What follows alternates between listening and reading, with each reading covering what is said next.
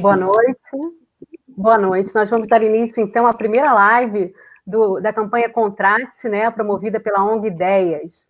A ideia dessa campanha é a gente se conscientizar, uma conscientização eleitoral, né, o período eleitoral já está aí, candidatos a prefeitos e vereadores em todas as cidades, e no caso de Friburgo, a gente está aqui propondo pautas relevantes, né, para pensar a cidade. A campanha Contrate-se está pensando pautas relevantes com consulta pública, e afinal da campanha, nós vamos apresentar um texto, né, com todos os temas que foram debatidos, que foram estudados, que a gente vai afinar dessa consulta pública aí, e a gente vai entregar ao próximo prefeito da cidade de Nova Friburgo. Então, um dos primeiros temas, um dos mais sensíveis que a gente elencou para conversar aqui sobre a nossa cidade é o tema da mobilidade, né? Então, eu vou apresentar aqui para vocês, nossos convidados, né? Agradecer já de antemão a participação de vocês nesse feriado, né? Nesse período aí pré-eleitoral. Flávia Monteiro é arquiteta, especialista, né? Mestranda do programa de Engenharia Urbana da Escola Politécnica da UFRJ, ela tem experiência em gestão pública nessa área de mobilidade, né? E a Flávia também acompanhou aqui em Nova Friburgo a revisão do plano diretor, né, nos anos de 2014 e 2015. Portanto, uma pessoa que tem assim, uma experiência, conhece bastante as demandas, né, da cidade. Foi um trabalho feito também com bastante consulta, né? Geralmente, a população é bastante consultada, né? Enfim, né? Mas essa participação é muito importante e a gente já vai partir desse papo de mobilidade aqui com essa experiência da Flávia, né, que já conhece bastante quais são as demandas de alguns bairros específicos aqui de Nova Friburgo. E a gente vai conversar também com o Stênio. Stênio é engenheiro elétrico, formado pela Unicamp, pós-graduado em engenharia de telecomunicações, é consultor sênior em mobilidade, né, já é membro da Associação Internacional de Transporte Público, já tendo feito consultoria em mais de 60 cidades, né, Stênio, pelo mundo aí, então tem bastante experiência para contar para a gente. A ideia hoje é a gente conversar, né, sobre mobilidade, pensando assim, de uma maneira mais acessível possível essa conversa, né, para a gente entender o que é mobilidade, o que é possível, quais são as demandas de Nova Friburgo nessa área, e o que é possível, né, o que é possível fazer, o que é possível sonhar. Que a gente quer, então, a mobilidade. Então, Flávia, eu queria começar por você, sua palavra, que você falasse um pouquinho o que é, né, o que é mobilidade, afinal de contas, né, o que é mobilidade em relação à qualidade de vida e quais são as demandas e especificidades da cidade de Nova Friburgo, de acordo com a sua experiência. Bom, obrigada pelo convite, né, a participação nesse projeto que tem um contexto, né, realmente necessário de empoderar a população do conhecimento técnico, né, o que ela precisa saber para poder cobrar, né, por que caminhos que a cidade deve seguir para ter um futuro melhor. A primeira coisa que a gente pode falar sobre mobilidade é que não existe mobilidade, pensar em mobilidade urbana sem planejamento. Sem pensar na cidade nos próximos anos, 15, 20, 30 anos, o que a cidade espera. Olhar Friburgo hoje, uma cidade média, cerca de 200 mil habitantes, tem seu engarrafamento na hora de pico, mas pensar o que isso pode piorar, né, se a gente olhar para as cidades maiores, cidades de maior população, e já olhando hoje esse embrião, né, do problema crescendo e realmente se antecipar a isso. Então, mobilidade, pensar num apanhado geral, seria essa movimentação da população dentro do território, quais os modos de transporte que elas usam, motorizados ou não motorizados, para que atividades elas usam para educação, lazer, trabalho. Então, qual é a dinâmica da população, da migração da população dentro da própria cidade e na toda a região, né? Friburgo, a gente sabe que ela tem uma vocação regional, ela é uma centralidade regional, ela tem o Hospital Raul Sertã, que atende municípios vizinhos, ela tem indústrias de metal mecânica, moda íntima, universidades.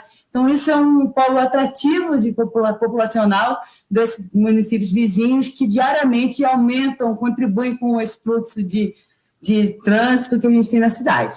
Além disso, a gente tem também importantes rodovias estaduais que cortam a cidade no meio. A gente tem a RJ-116, RJ-142, tem a estrada que vai para Teresópolis. A gente tem essa vocação também de ser um bairro de passagem nessas rodovias, escoamento de produção agrícola para a Ceasa. Então, a gente tem ainda esse componente que a gente mistura o trânsito urbano com o trânsito rodoviário, né? Então, tendo esse apanhado, entender que a mobilidade que a gente está tratando aqui seria essa movimentação, e que quando a gente levava esse questionamento para os bairros, na época do plano diretor, muito se confundia com acessibilidade, né, que está dentro da mobilidade, mas o que o pessoal queria? Melhoria nas calçadas, iluminação nas ruas, né, estacionamentos de carros irregulares que prejudicam a mobilidade no sistema viário. Então, eram muitas questões pontuais.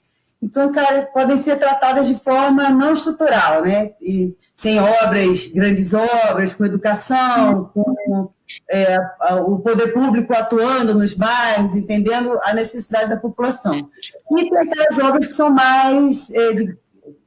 tem um âmbito maior, uma abrangência maior e mais duradoura.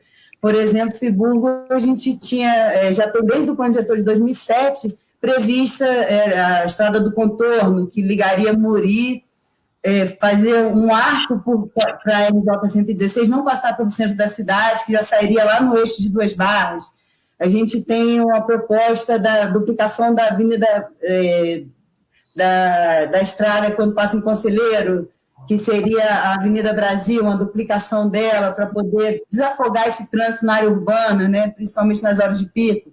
Existem propostas de ligação do Catarcione com o Cônego. Então, tem algumas propostas já elencadas que podem não ser imediatistas, mas futuramente pode ser uma solução, né? Como já diziam, a gente até conversou antes da live sobre o famoso trem proposto pelo ex-prefeito Heródoto, um trem sobre o canal do Rio Bengalas. Ele viu isso na Alemanha, ele viu isso fora do país. Existe na COP da UFRJ recursos técnicos, existe lá um protótipo que é o Mega Leve, que é um trem todo feito de fibra, super leve, que seria possível até fazer um canal ferroviário, né, em cima do Rio Bengalas ou na margem dele. O fato é que precisam ser discutidas soluções e muitas soluções vão afetar a população, né? Melhoria de rotas alternativas, a população reclamava muito, no caso da tragédia de 2011, que muitas ruas ficaram interditadas e bairros ficaram realmente isolados. Então, em alguns bairros existem soluções que a própria comunidade conhece e indica, olha, poderia ter uma ligação aqui entre São Geraldo e Jardim Califórnia. Isso tudo, tanto, como já falei, somos portados por rodovias estaduais, não só no caso de uma tragédia climática, mas pode ocorrer um acidente de caminhões, derramamento de óleo, situações comuns em estradas brasileiras e que podem isolar bairros na cidade. Então, são várias situações que a gente tem que olhar, tem que ser discutida com a população, principalmente isso, que o pessoal conhece muito, a população de Friburgo conhece muito, são as possibilidades de alternativa. E falando dos modais de transporte, né, falando uma linguagem aqui bem acessível, os modais de transporte que a gente classifica, os motorizados e não motorizados, sempre foram priorizados os modos de transporte de automóvel, sempre. A partir da década de 60, né, com a indústria automobilística, esse desenvolvimento das rodovias como prioridade para o carro. E a gente tenta inverter essa pirâmide de modal de transporte onde o carro é prioridade. E a proposta seria realmente colocar o pedestre do mais fraco para o mais forte, né? O pedestre como prioridade, que a cidade, pelo menos o tecido urbano, tenha o foco, que as ruas sejam caracterizadas pela sua vocação de quantidade de população que passa ali. Se é um ambiente de moradia, deve ter uma velocidade mais reduzida. Se é uma via expressa, pode ter uma velocidade mais ampliada. Então, analisar a cidade em cada bairro, qual é a demanda.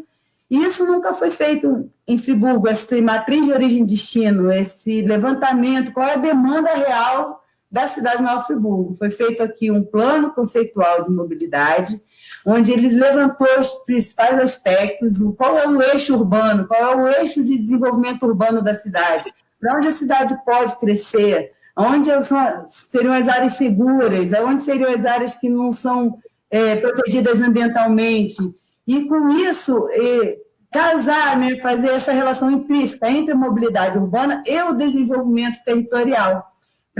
Tem que estar casado isso. Você não, como Terra Nova, né, Minha Casa Minha Vida, que são 8.000 pessoas que foram morar numa localidade sem essa ampliação de oferta de transporte público, de trabalho, de moradia. Então, levaram moradia, mas não levaram de outros serviços. Então, que seria o princípio, né, da mobilidade urbana né, moderna, seria isso, aproximar moradia, trabalho, lazer, para que as pessoas precisem se deslocar menos. Ou seja, resumindo, todas as opções acima, criar ciclovias, criar vias exclusivas para ônibus, aproximar a moradia do trabalho, das escolas e do lazer, todas as opções para poder realmente, no futuro, ter uma condição de bem-estar para a população que vai depender de todos esses sistemas. Não sei se essa introdução ficou um pouco longa, mas... É bastante geral, né? Porque você deu uma ideia bem ampla do que é a mobilidade, de alguns... da sensibilidade da mobilidade aqui em Friburgo, né? A geografia da cidade foi bastante modificada por conta da tragédia de 2011, né? E isso afetou também a mobilidade, como você está dizendo. E queria voltar a essa questão daqui a pouquinho com você, né? Para a gente voltar a essas demandas dos bairros em relação a essa questão sensível aí da mobilidade, em relação a essa mudança. O próprio Terra Nova é um condomínio que surgiu, né, depois uma solução, né, uma tentativa de solução para habitação em Nova Friburgo depois também da catástrofe, né, de 2011, e como você disse, um dos bairros que sofreu com um impacto, né, muito grande, não só em termos de mobilidade, mas, né, tem outras questões aí sensíveis, enfim, mas a mobilidade é uma delas. Outra coisa que eu queria que você falasse um pouquinho mais à frente era sobre essa questão das possibilidades, né, até porque nesse período eleitoral aparecem muitas promessas e algumas surreais, né? Então a gente está querendo aqui criar também com esse debate um limite, para que seja um limite tangível, né? Um limite possível. O que é possível realmente fazer, né? Atuar em termos de mobilidade, porque é um tema tão sensível à cidade que já teve candidato que ganhou as eleições realmente por conta desse tema aí, né? E a gente acredita ainda que hoje esse tema será muito sensível, tem a questão da rodoviária urbana aqui na cidade, né? Sempre pontos muito polêmicos, porque são pontos que afetam diretamente a qualidade de vida das pessoas, né? Então, Stênio, eu queria que você entrasse agora falando com a gente um pouquinho da sua experiência, contando esses cases, assim, né? Que você conheceu ao redor do mundo aí, soluções possíveis, né? Não eleitoreiras. Então, perfeito, Fernanda. Primeiro, obrigado novamente pela oportunidade de conversar com vocês, com os colegas aí de Nova Friburgo, uma cidade que eu gosto muito, admiro muito. Primeiro, eu acho que a introdução da Flávia foi bastante interessante, ela passou um apanhado geral, né, sobre essa visão de mobilidade, planejamento urbano, que é fundamental. Eu só complementaria também que legal que está se pensando mobilidade hoje como um direito, né? Como um direito fundamental da população, como é saúde, educação, segurança. Porque é crítico. Eu costumo brincar que sem mobilidade você não consegue chegar no hospital, não consegue chegar na escola, né? E não consegue chegar de forma segura na sua casa à noite, para quem trabalha e para quem estuda. E o que a gente tem visto ultimamente, eu acho que são mudanças muito interessantes. Primeiro, a percepção e entendimento que mobilidade passa pelo modal privado, pelo transporte público, pelo transporte a pé, pela bicicleta, e o que a gente chama de integração entre essas possibilidades. E acho que o ponto positivo é que você não precisa ser uma grande metrópole, precisa ser uma grande cidade, para trazer soluções inovadoras, soluções factíveis e soluções que podem, de imediato, impactar na vida das pessoas. Exemplos, né, o movimento de você ter calçadas mais cuidadas, calçadas padronizadas, a implementação de ciclofaixas ou ciclovias, que permitem uma mobilidade aí, que a gente chama de última milha, para pequenos deslocamentos. Para quem estuda e vai um pouco mais a fundo, geralmente existe um padrão, né, de deslocamento em cidades do porte de Nova Friburgo ou grandes cidades, que entre 30% a 40% é deslocamento a pé, das viagens que as pessoas fazem durante o dia, entre 30% e 40% o deslocamento por automóvel, entre 30% e 40% de transporte público. Obviamente, essas taxas variam, né, e chega a 100% a soma, mas geralmente se distribui de forma quase equânime nesses 3 pilares. E é fundamental você entregar para a população, que escolhe cada um, é justo também o automóvel ter o espaço dele, mas é justo também a mobilidade a pé e cicloviária ter o espaço, e o transporte público ser entregue de forma mais eficiente. E os caminhos que a gente tem visto de pequenas cidades aposta muito em dados, informações, tecnologia, planejamento e a integração das soluções.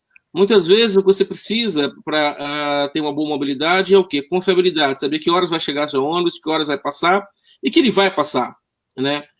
Locais seguros de espera, conectividade ou integração entre um veículo e uma jornada e a segunda perna da jornada, tarifa módica, acessível. E são soluções que não dependem, na minha modesta opinião, de grandes investimentos e grandes obras, né? Dependem do quê? De informação, de gestão, de planejamento, de regulação, de contratos e compromissos de longo prazo com os diversos atores, seja o poder público, seja os operadores privados que prestam esse tipo de serviço.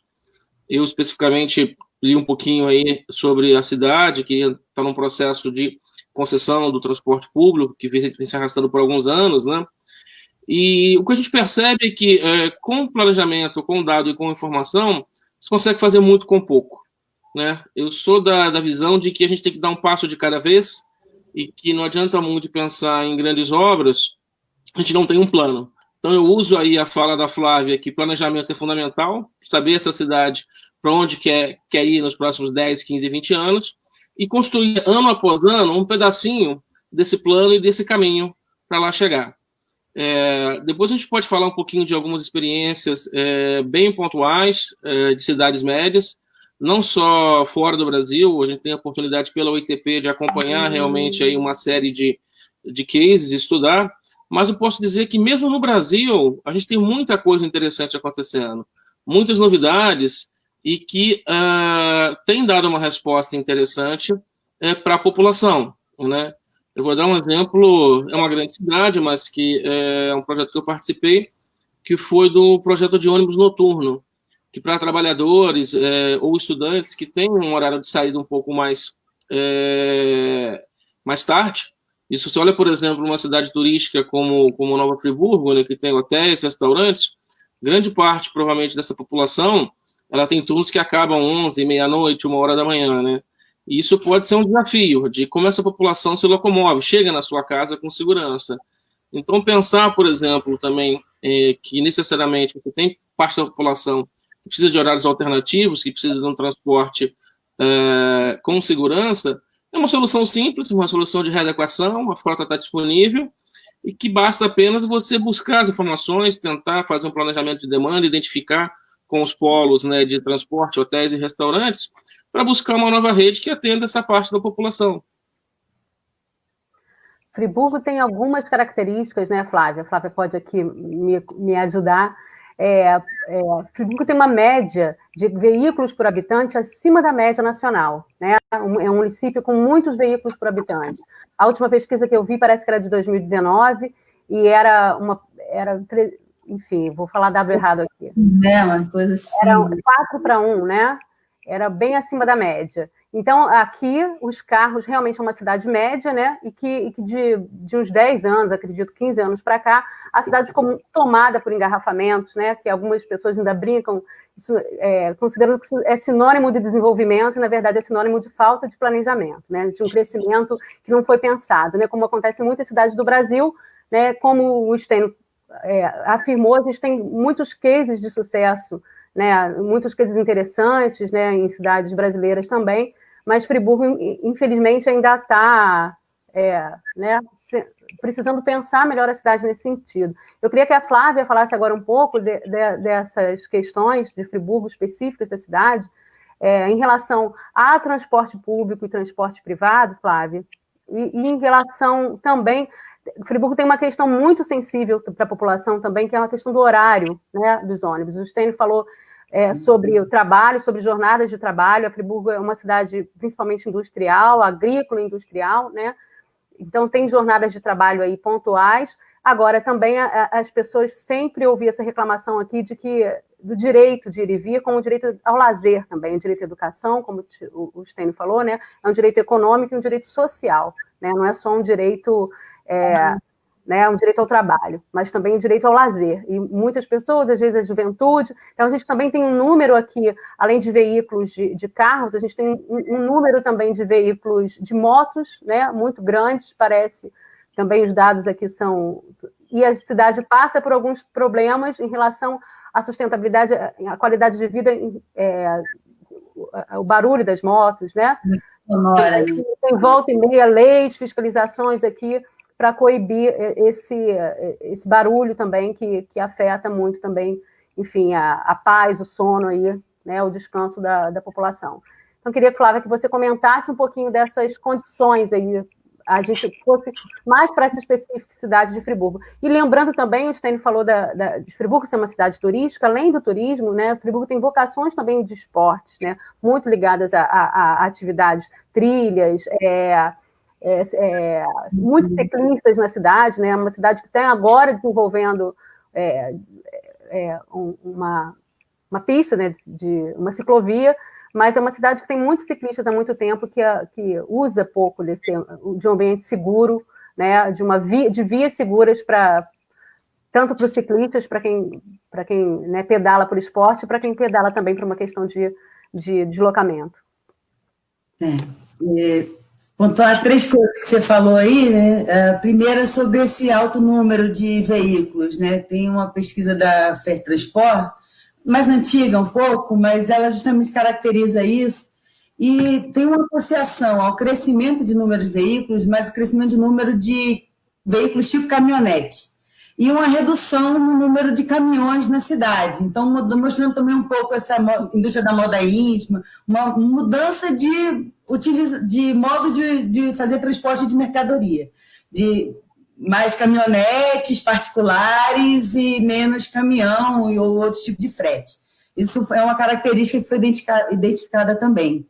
Esse crescimento todo ele foi muito do início dos anos 2000 para cá, né, nas últimas 2 décadas, que realmente aumentou muito esse número, e isso criou esse problema, como a gente estava falando. As ruas do centro de Friburgo, em geral, elas são boas de largura, né? Os nossos consultores que vieram para ajudar nesse plano de mobilidade, ela falou, não, mas se você olhar, tirar estacionamento de carro na margem da rua, né? A gente chega na Praça Getúlio Vargas, você tem carro de locadora de veículos, né? De vender veículos, né? Lojas de carro que param os carros na rua para vender, tudo com plaquinha de vende ali o dia inteiro. Então, se você tiver como a gente falou, a regulação, né? O Stênio falou assim, realmente, regulação, ordenamento e fiscalização, essas questões seriam fundamentais. Ordenar, porque as calçadas são boas no centro da cidade, estou falando no centro, tá? Periferia, a gente já tem outras características. As ruas, as vias são boas, daria para fazer uma via exclusiva de ônibus em boa parte do centro da cidade, aumentar calçadas onde é necessário e criar, sim, a ciclovia, né? Porque a gente tem hoje uma ciclofaixa que foi uma adaptação para atender a necessidade de uma ciclovia, mas, como você falou, muito para lazer, para uma pedalada. Mas para a gente pensar no meio de transporte, como bicicleta, como modal de transporte, para as pessoas saírem de Conselheiro Paulino, chegar ao Olaria, de bicicleta, uma massa de população utilizando, você precisaria realmente reduzir, talvez uma faixa de carro, tem outras alternativas para ter uma faixa mesmo segura, para que as pessoas tivessem esse estímulo de se locomover, né, pelo centro, porque a gente tem muita montanha, né, então essa parte central, a área mais plana da cidade, a margem do Bengala, seria possível. Uma coisa que me funcionou muito, né, já linkando na situação do transporte na população, foi na época do plano diretor, na reunião que a gente fez em Rio Grandina, que as pessoas se reclamavam que levavam 2 horas para chegar em Rio Grandina, saindo do centro da cidade na hora de pico, para vencer 12 quilômetros. Em área plana, o que seria 12 quilômetros, uma área muito fácil de ser vencida, mas o ônibus tem o horário, depois ele entra pelos bairros de Conselheiro para deixar a gente, até chegar em Rio Grandina, a pessoa levava 2 horas, isso impressionou bastante pela pequena distância. Então, fora do horário de pico, até que o fluxo né, flui melhor, né, o fluxo rodoviário. Mas realmente tem essas considerações. Outra questão que também esse estudo da FETransport apontou, a possibilidade de zonas de transbordo, né, a integração de modais, como você falou, também é fundamental. Ter integração, onde a pessoa pode chegar de bicicleta, chega, ele tem onde guardar suas bicicletas para poder entrar no ônibus e trabalhar numa área mais distante, ou tem um estacionamento de carro. Eu moro em Lumiar, distante, trabalho no centro. Então, de Lumiar até Muri, não daria para eu ir de bicicleta, mas de Muri para o centro já daria. Então, se eu tivesse outras opções de conexão. O que a FETransport indicou, que houve um estudo até bem avançado, seria ter um eixo central, dividir essa mobilidade em 3 setores. Do centro para a região sul, que seria para Muri e Teodoro, do centro para a região Conselheiro Paulino, região norte, e a outra seria mais ali na zona central mesmo. Por exemplo, hoje a pessoa que vai para as zonas mais distantes, ele pega um ônibus no centro da cidade, vai até São Pedro da Serra, no caso, que são 40 quilômetros. Quando o ônibus chega lá, ele volta para o centro. O outro ônibus para São Pedro só vai sair, ele vai ficar fazendo esse bate e volta o dia todo. A mesma coisa para Rio Grandina, a mesma coisa para Cascatinha. Então, dependendo da distância do bairro, isso fica um trajeto, um intervalo muito grande entre os ônibus. A proposta era um sistema de ônibus do centro da cidade até a rodoviária sul. Ali, as pessoas pegariam outro transporte, como ele falou, que deveria ser bem estudado para não ter muita demora entre um transporte e outro, e dali sairia um ônibus mais curto para Varginha. E esse ônibus Varginha ia ficar rodoviária sul, Varginha fazendo bate e volta. Então, o intervalo da rodoviária sul para Varginha seria só 15 minutos, e não 1 hora até ele voltar ao centro, e pouparia todo esse trânsito. Então, você pegaria um coletivo, juntaria todo esse pessoal que vai para o sul, vai até essa, e depois dali você poderia ter micro-ônibus que rodaria melhor nos bairros, né? Eu tenho um depoimento de uma pessoa que eu trabalhei que dirigiu um caminhão da Coca-Cola. Para subir no Jardim Califórnia, se encontrasse um ônibus, ele tinha que descer de ré, porque a prioridade é o ônibus. E aí o caminhão, às vezes, ele dava 3 subidas de caminhão para tentar abastecer a localidade, porque não conseguia passar o ônibus e o caminhão junto. Então, a gente tem muito problema o espraiamento da cidade. Foi muito assim, os bairros foram crescendo, a rua era o mínimo necessário para a aprovação do loteamento ou algum loteamento irregular, e não possibilitou. Então, o que a gente precisa são anéis, né, circundando a cidade, que não, evitar o eixo central. Porque hoje, praticamente, todas as linhas de ônibus da cidade passam pela avenida principal Alberto Browne. A gente fez um mapeamento no plano diretor, 80 linhas de ônibus passam pelo Alberto Browne. Elas vão para todos os lugares, mas elas passam por esse eixo central da cidade. Então, isso afoga também. Ou seja, possibilidades tem, porque a gente tem esse eixo central e a cidade com montanhas em volta. Então, a gente pode fazer diversos caminhos alternativos, mais longos, né, onde vai ser uma velocidade menor de carro, mas que você não vai ficar engarrafado, vai ser mais aprazível. Tem soluções, mas tudo isso precisa ser discutido com a comunidade. Como você falou, né, quando mudou o sistema de integração da rodoviária urbana, foi um problema social e político, né? Que uma medida impopular, porque não foi discutida com a comunidade, não teve essa participação social, e para o pessoal entender qual seria, se ia funcionar, se não ia. Então, tudo nesse, como o Stênio falou, precisa ter a discussão, precisa se apresentar para ver se aquilo vai ser aceito, se aquilo vai funcionar. Ouvir as pessoas dos bairros realmente, quais são...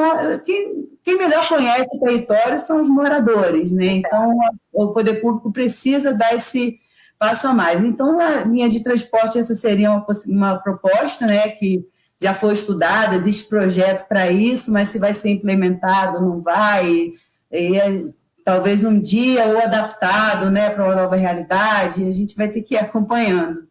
E o que ele falou, só para fechar a questão da gestão pública, a importância da continuidade, né, de ter um projeto onde em 4 anos não se faz nenhuma, né, não se muda um sistema modal em 4 anos, a gente precisa de mais tempo. O exemplo que a gente tem hoje, Bogotá, foram 3 gerações de prefeitos trabalhando e a sociedade pactuando com aquilo, falaram, não, nós preferimos uma via de carro e botar uma via inteira de bicicleta. Foi E hoje, realmente, grande parte da população se move dentro da área urbana por esse sistema. Então, a gente precisa realmente avançar nisso, apresentar o leque de opções e, aos poucos, né, em forma de acupuntura urbana, como ele falou, sem muitos investimentos, e realmente mudando esse paradigma, porque tem como, tem estudos, como ele já falou, tem exemplos pelo mundo, a gente tem que copiar mesmo, porque em Bogotá, o Henrique Penharol, que era o prefeito que fez grande modificação, ele falou, copia de Curitiba, que o Jaime Lerner já tinha apresentado há 30 anos atrás. Pois é. Essa questão da continuidade, desculpa te cortando, é muito importante, porque eu me recordo que Friburgo já teve, por exemplo, você falou dos micro-ônibus, né, que fazem uma travessia às vezes menor. E é isso, de gestão para gestão, parece que a população é ouvida em algumas demandas e depois a coisa retrocede, né? E aquilo muda tudo, modifica a vida sensivelmente da população, né? E ouvir, né, como você disse, essa escuta é muito importante para se construir junto. E a cobrança depois, né, porque a gente também, que é eleitor, não pode só ficar... tem que se comprometer, né, se comprometer participando em todas as épocas, né, para construir uma cidade junto, né, em conjunto. Eu queria... outra questão que eu queria que agora o Stênio falasse, né, sobre... Estou aflita para ouvir quais são os cases, principalmente em relação aos modelos bacanas, no Brasil principalmente, mas fora também, em relação às cidades médias. E depois eu queria voltar para você, Flávia, a gente falar sobre esse escopo justamente não só das gestões que a gente precisa... os prefeitos precisam trabalhar de uma maneira contínua, né, as gestões trabalharem de maneira continuada em prol dos municípios, mas também quando os prefeitos, o que está na esfera da municipalidade, o que está na esfera do Estado, né, e o que está na esfera do governo federal, no que tange a mobilidade, até porque Friburgo, por exemplo, é uma cidade cortada, né, por rodovias aí. Então, a gente tem vários órgãos que não são só municipais, né, enfim, ingerindo aí nessa, ou não, né. Então, queria que você falasse agora, Stênio, um pouquinho dessa questão, desses cases, assim, das cidades médias. Ok. Não, eu acho que, por exemplo, pegando aí um gancho que a Flávia falou, o que a gente chama de troncalidade e alimentação, né? Que é justamente estruturar a cidade. Como é que nasce uma rede de ônibus, uma rede de transporte público, por exemplo, numa cidade? Muitas vezes ela nasce de desejos pontuais, de ligar A, B, C a D, não necessariamente da maneira mais eficiente, mais otimizada. O que tem acontecido em algumas cidades médias, né, é um processo de redesenho dessa rede, uma troncalização, ou seja, concentrar viagens mais longas ao longo de eixos, né, de demanda. Vocês citaram que há uma avenida aí que concentra quase 80 linhas, eu imagino a carga sobre essa avenida, isso aí deve impactar trânsito, né? E a minha pergunta, será que todas essas linhas precisam passar por essa avenida? Será que você não poderia criar, por exemplo, um serviço expresso conectando essa avenida, né, nos eixos, e você ter alimentadores conectando com esses pontos para viagens mais curtas, com maior frequência, evitando a espera? Eu diria o seguinte, nos casos que a gente viu em cidades como Juiz de Fora, Joinville, Caxias do Sul, Petrolina, a resposta é que sim, você pode implementar esse tipo de solução e você consegue reduzir, sem grandes investimentos, né, a performance da rede, com menor tempo de espera, com maior velocidade no que a gente chama de eixo troncal, o eixo principal.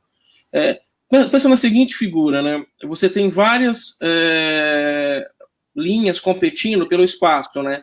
Se você transformasse essas várias linhas numa única linha, com maior frequência, maior regularidade, e que essa única linha, que a gente chama de troncal, alimentasse outras pequenas linhas, provavelmente você teria uma performance de, com menos ônibus, transportar mais gente em menos tempo, né? Então, essa é uma realidade, que isso impacta em quê? Impacta em fazer planejamento, em fazer um redesenho, de fazer estudos, que eu conheço a FETranspor, a entidade, né, que é uma entidade bastante séria, tecnicamente falando, e que provavelmente esse estudo já dá algumas diretrizes.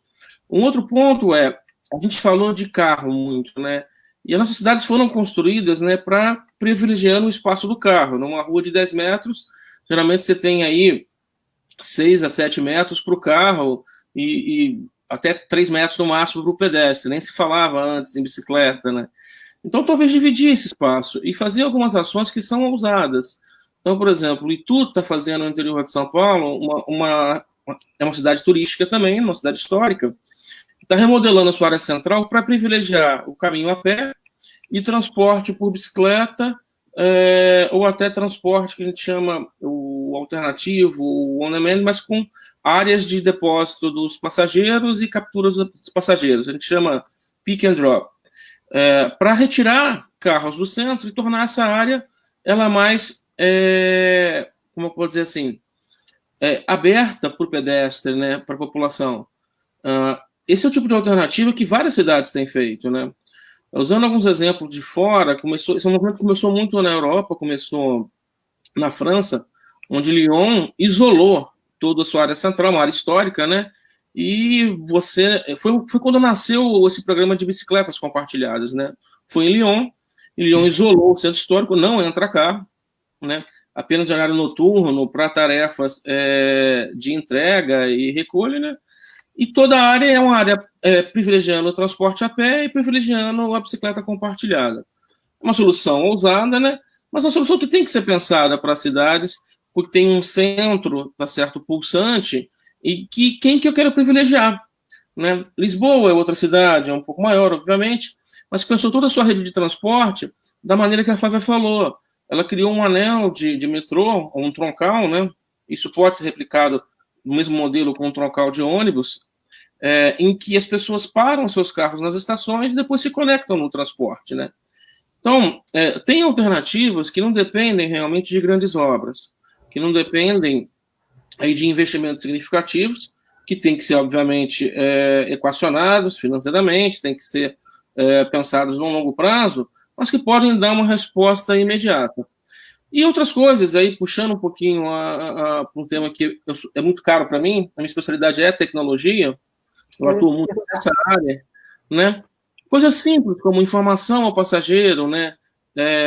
Informar o horário que o ônibus está chegando, garantir a regularidade, garantir que um ônibus não, a gente chama de comboio, né? Que 2 ônibus não passem juntos, porque isso significa que o terceiro ônibus daquela linha vai demorar mais para passar, né? Garantir, por exemplo, a qualidade da viagem, né?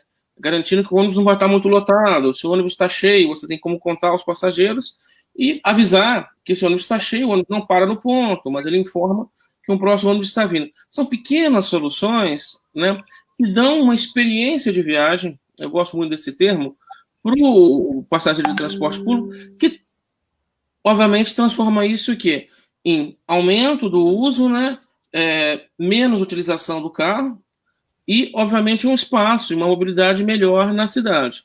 Outros aspectos também que a gente não falou aqui que valem a pena trânsito, né, na parte de sistema semafórico, sistemas de informação e planejamento. Hoje a tecnologia permite você otimizar, né, o tráfego de veículos privados. E um ponto que é muito polêmico, né, as pessoas se assustam um pouquinho, é aceitar uma realidade, né, que a gente chama de transporte sob demanda, ou transporte como Uber, né, o 99, eles estão aqui para ficar. Né? Eles são uma nova realidade, né? Está sendo muito usado já. Exatamente, né? E tem uma coisa positiva que muita gente não sabe, né? Eles são alimentadores do transporte público. Geralmente, essas viagens começam e terminam em terminais ou pontos de transporte, porque eles são muito utilizados como um transporte de última milha, ou um transporte em áreas que não é economicamente viável para o transporte público manter uma linha regular. Sendo muito sincero, talvez não seja viável você ter uma linha às 3 horas da manhã, disponibilizando uma localidade com um hospital da cidade, né? E é um direito social da população ter, em caso de uma emergência, ter acesso a chegar no hospital, né? Ou o trabalhador chegar cedo na rodoviária, ou chegar cedo no seu terminal. Agora, será que essa solução do transporte on demand não pode ser complementar, não pode ser uma solução? Tem várias cidades, Porto Alegre, por exemplo, está testando esse tipo de integração. Outras cidades menores, deixa eu me lembrar do caso, se não me engano foi no Vale do Itajaí, acho que foi Blumenau, chegou a avaliar essa questão de se eu não poderia integrar a tarifa do transporte, o bilhete de transporte ou vale transporte, né, para que ele fosse aceito tanto na bicicleta, quanto no ônibus, quanto no micro-ônibus, que é um outro tipo de veículo, ou até aceito também pelo veículo on demand, ou Uber. Uma cidade na Alemanha, que é Karlsruhe, que tem o mesmo tamanho de Nova Friburgo, tem, se não me engano, 230 mil habitantes, né? Ele criou uma app que une todos esses modais. Então, com a mesma tarifa, você planeja o seu melhor caminho, escolhendo se você vai de ônibus, se você vai lá, eles têm um tranzinho, tem um bondezinho, se você usa a bicicleta, se é melhor você ir a pé, ou se é melhor você pegar um Uber, um carro sob demanda. Eles até criaram uma alternativa intermediária, achei bem interessante, que não é nem um micro-ônibus, nem um carro individual, né? É uma van com cerca de 7 a 10 lugares, que ela faz os principais trajetos sob demanda mesmo. Você tem até 10 usuários que podem terminar o trajeto, ele calcula, ele vai pegando um a um, capta num bolsão e depois leva para um outro ponto de interesse da cidade.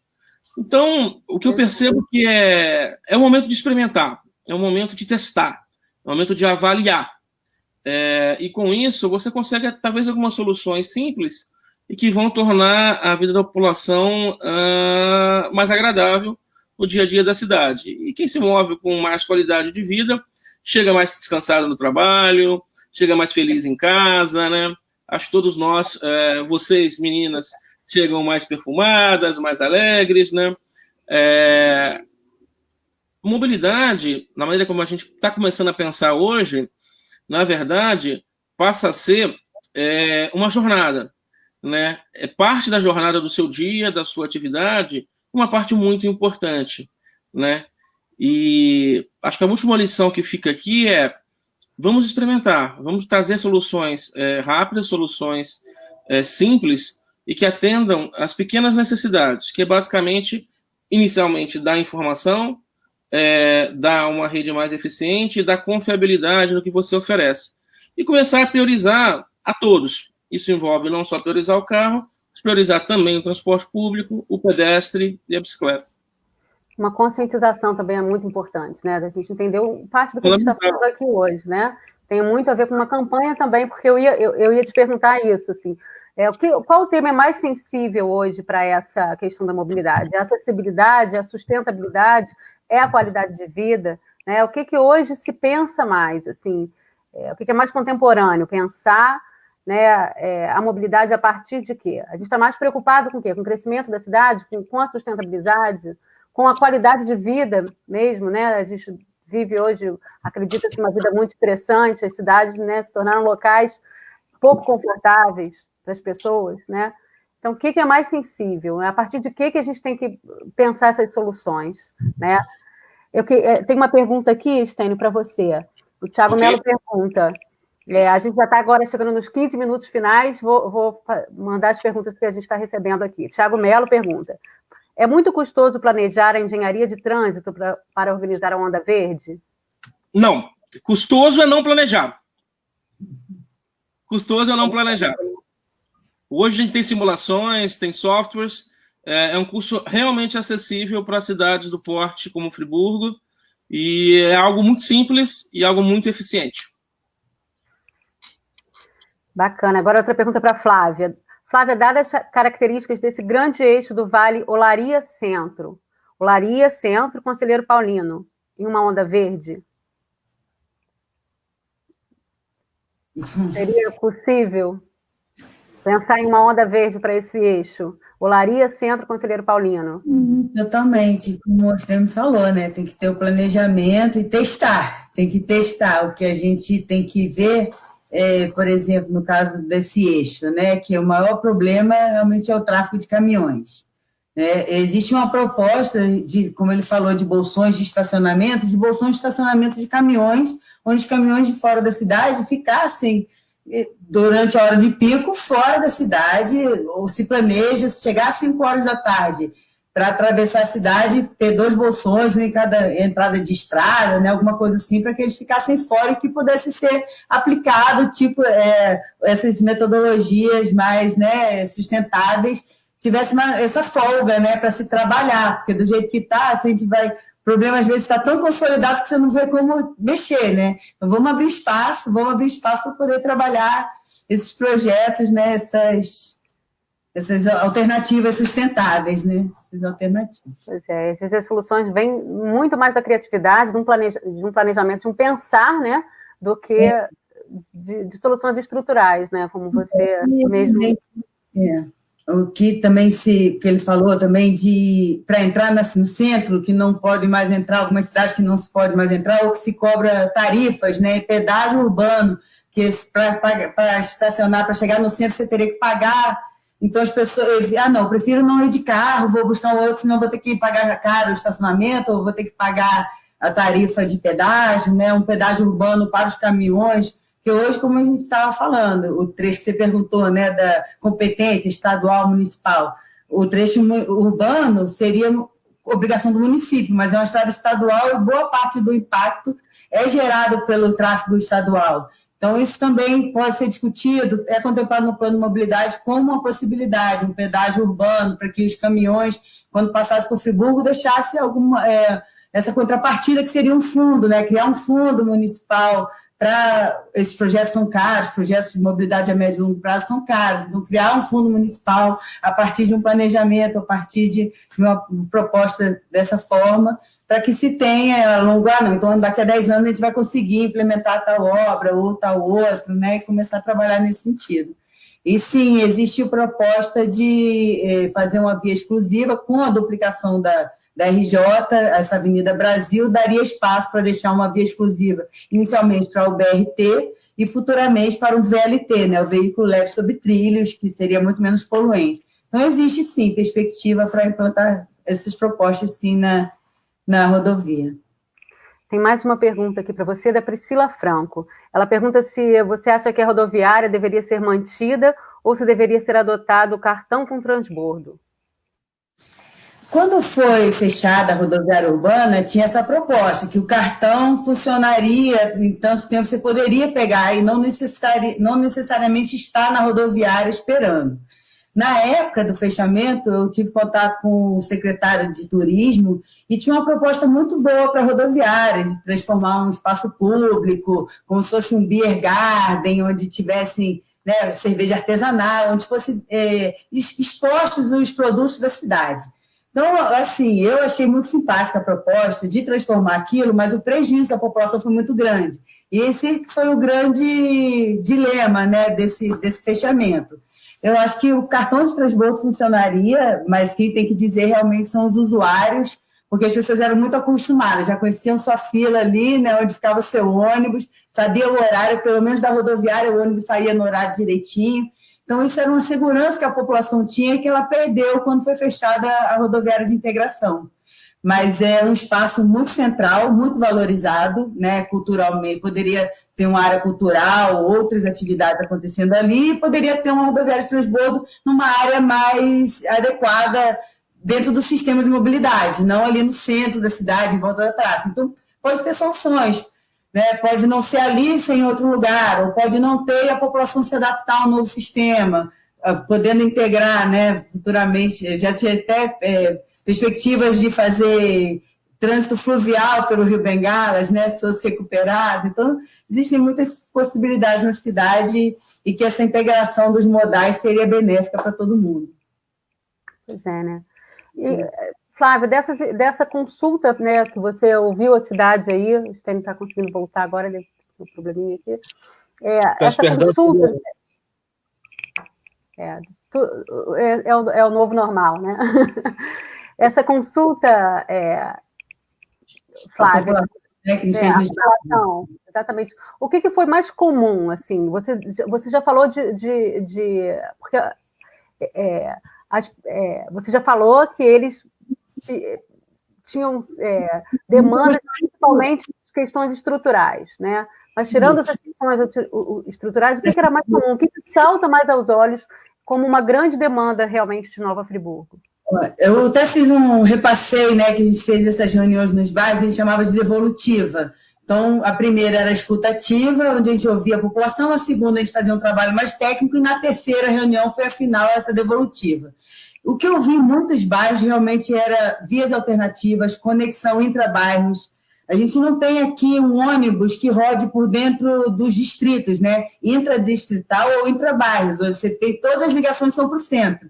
Então, você está de Conselheiro Paulino, uma que me chamou muita atenção, as pessoas do Jardim Califórnia, para o Eustênio, que talvez não conheça muito, que é do lado oposto do Rio Bengalas e dessa RJ, tem uma UPA, mas as pessoas preferem ir para o Raul Sertã, porque o acesso de ônibus era mais fácil, do que ir para a UPA, que estava muito mais perto de sua casa, porque ele não tinha nenhum ônibus que fazia esse circuito interno dentro da localidade. Então, Amparo, que tivesse uma ligação alternativa da estrada de Amparo pelo Toledo, né? Para quem é da cidade vai pegar mais do que eu estou falando.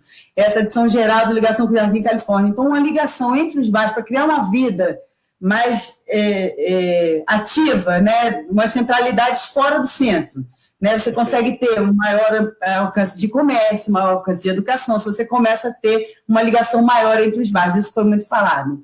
Ônibus, né? Alguns pediam linha direta, porque o ônibus que vai parando muito, você vai para longe, você demora muito a chegar. Outros já reclamavam porque a linha direta trava um pouco essa circulação livre das pessoas. Então, tem que ter todas as opções.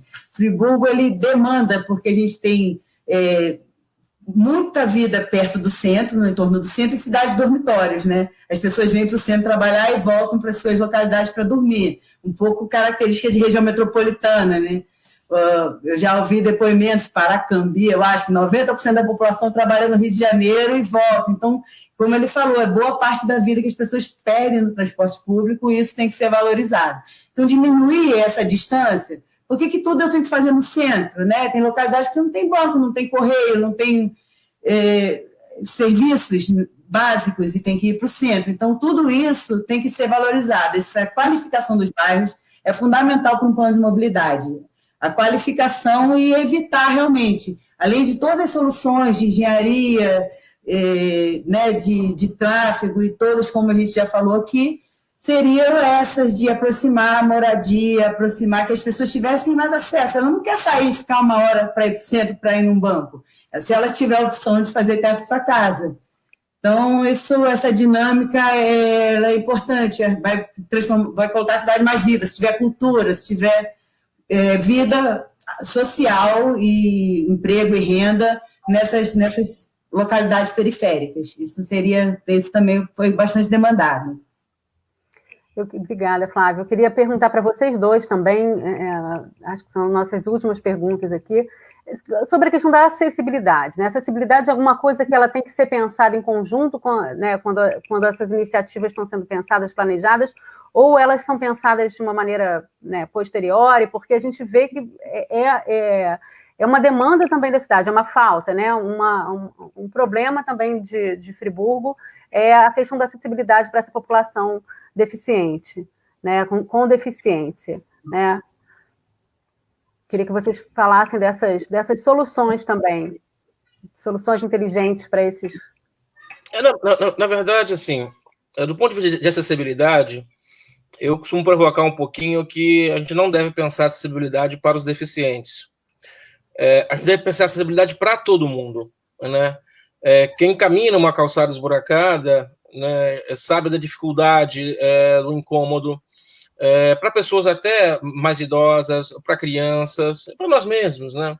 Então, todos nós, acho que merecemos ter aí acessibilidade.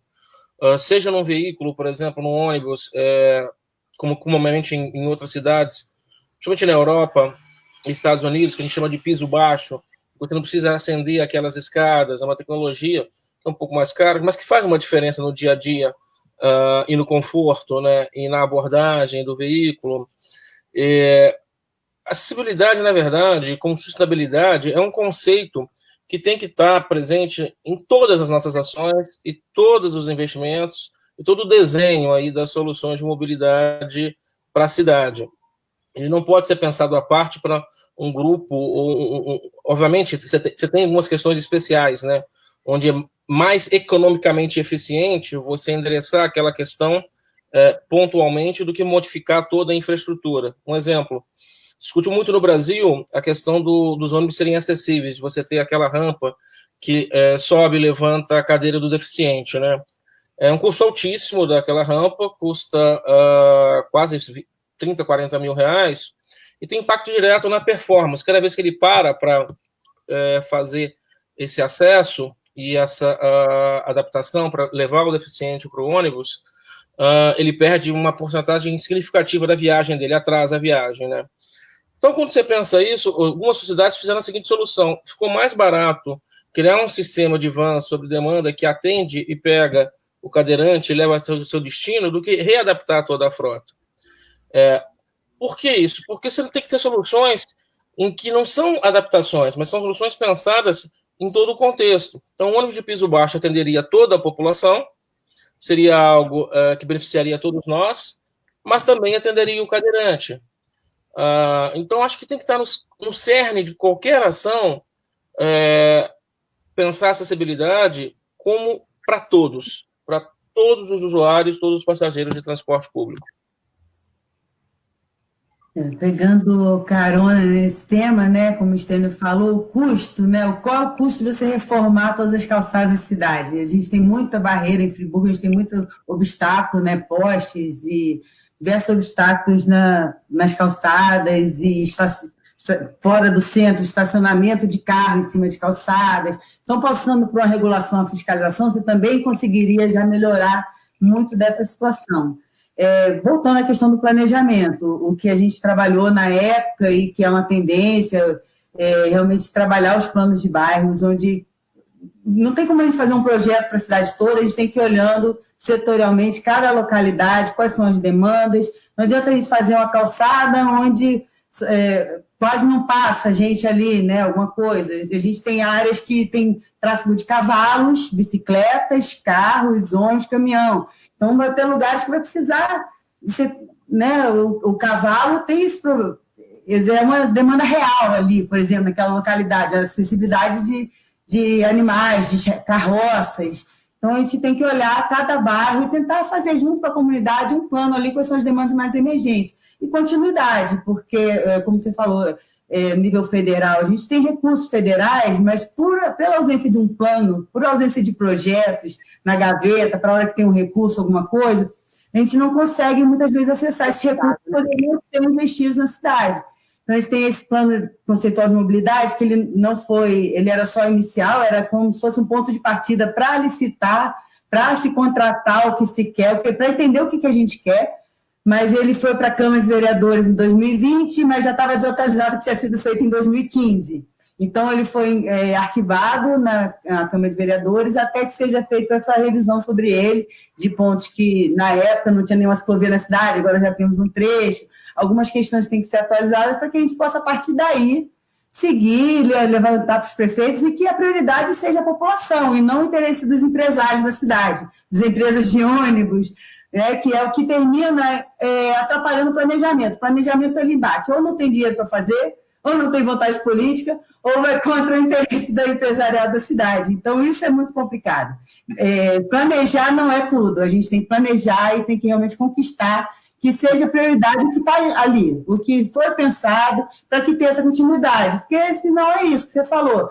Se pensa, se implementa alguma coisa, depois vem outro prefeito, ou vem outros interesses, e as coisas vão morrendo por aí. E aí a gente tem que começar do zero. O plano de mobilidade já tinha um ponto de partida, agora a gente tem que rever ele todo.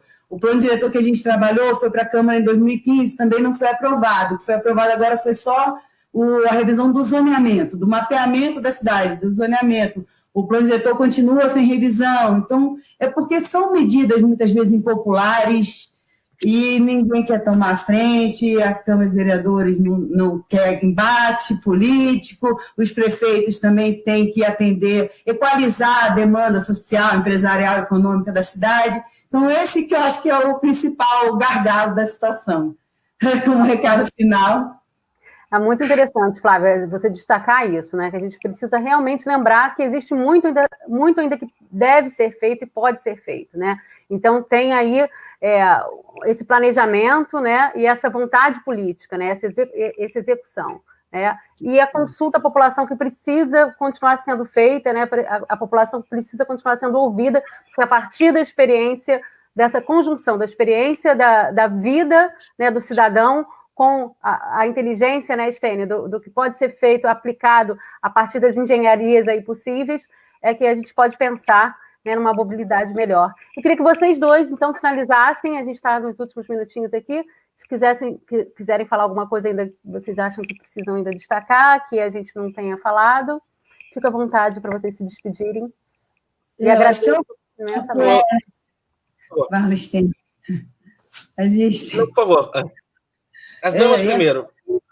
Que realmente é muito importante essa iniciativa do Ideias, né, de levar esse conhecimento para a população, para empoderar a população do que ela quer, do que ela precisa reivindicar, que é muito válido e que é isso mesmo, a sociedade civil organizada é quem pode, sim, pressionar e cobrar que seja feito, nós temos conhecimento do que existe, né, de possibilidade, que existe de projeto, e de pressionar para que aconteça. Acho que é isso mesmo. Saber o que a gente quer, o que é possível fazer, né, para a cidade. Exatamente. No tempo, né, no tempo que é possível fazer. Stênio? Perfeito. Eu quero só agradecer a oportunidade de debater com vocês, foi ótimo. E deixar com pensamento, né? O que eu já vi é que se a gente entrega alternativas, entrega equipamentos, entrega serviços para a população, ela responde, ela ocupa. Então, se eu disponibilizo a ciclofaixa, ela vai ser utilizada, se eu disponibilizo a calçada, ela vai ser ocupada, e se eu entrego um serviço de transporte público mais eficiente, mais confiável, ele vai ser utilizado, vai aumentar a demanda, se eu integro. Isso aconteceu em todas as cidades que implementaram essas soluções. Então, vale a pena tentar. A população é soberana e é inteligente. Ela responde quando a gente traz alternativas adequadas para ela. Desejo muita sorte para vocês em Nova Friburgo. Espero em breve visitá-los e conhecer novamente novas mudanças, novos serviços e uma mobilidade ainda melhor aí para a cidade de vocês. São os meus votos. Nossa, muito obrigada, Stênio. Obrigada pela participação, pelos votos, pelas ideias aí suscitadas aí, né, nessa conversa. Flávia também, obrigada, Flávia, por compartilhar aqui com a gente toda essa experiência aí, né, que você teve aqui na cidade, sua experiência na gestão pública, abrir nossos olhos aí para essas questões. Agradeço imensamente vocês e vou lembrar aqui todo mundo que a gente vai ter mais lives, né, toda segunda e terça-feira, não nessa terça, mas a partir da terça que vem, segunda e terça que vem, dia 19 de outubro, a gente vai ter às 19 horas um papo sobre sustentabilidade, para pensar, então, a próxima live sobre sustentabilidade na cidade. Acompanhem aqui o Ideias, vamos pensar, né, que cidade é essa que a gente quer, vamos construir juntos aí. Obrigada a todos. Obrigada.